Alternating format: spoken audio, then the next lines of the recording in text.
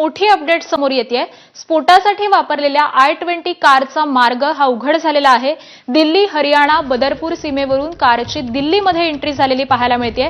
दुपारी 3:18 ही कार बदरपूर बॉर्डरवरून दिल्लीमध्ये शिरलेली आहे आणि त्यानंतर कारमध्ये बसलेल्या संशयिताचा फोटो हा देखील आता तपास यंत्रणांच्या हाती लागल्याचं कळतंय। आणि याच संदर्भातले अपडेट देतात आपले प्रतिनिधी सोमेश कोलगे। सोमेश, एक मोठी अपडेट समोर येतेय। ह्या कारचा संपूर्ण जो मार्ग होता तोही उघड झालेला आहे। काय समोर येतंय?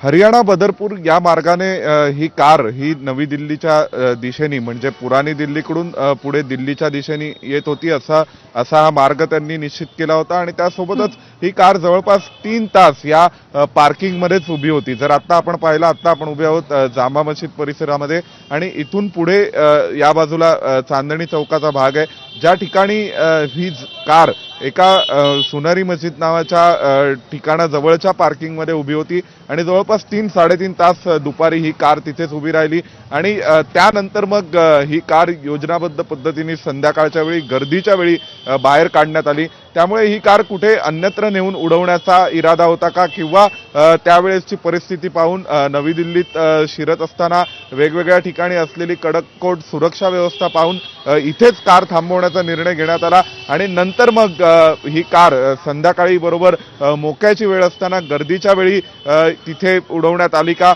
असा अनेक प्रकारचे प्रश्न निर्माण झालेले आहेत। सध्या सीसीटीव्हीच्या माध्यमातून पोलिसांनी याविषयीचा तपास केलेला आहे की ही गाडी नेमकी कोणत्या मार्गाने आली आणि त्यासोबतच ही गाडी येत असताना कोणकोणत्या ठिकाणावरून आली आणि ही 3-3.5 तास ज्या पार्किंगमध्ये उभी होती त्या पार्किंगचाही शोध पोलिसांनी घेतला। त्यासोबत आता आपण जिथे उभे आहोत तिथून पाठीमागे दर्यागंज आणि पहाडगंज हा परिसर आहे, ज्या ठिकाणच्या हॉटेल्समध्ये खूप मोठ्या प्रमाणावर छापेमारी काल रात्रभर पोलिसांनी केली आहे। इथे आलेल्या अनेक वेगवेगळ्या सर्व अतिथींची चौकशी केली गेलेली आहे, ते कुठून आलेत,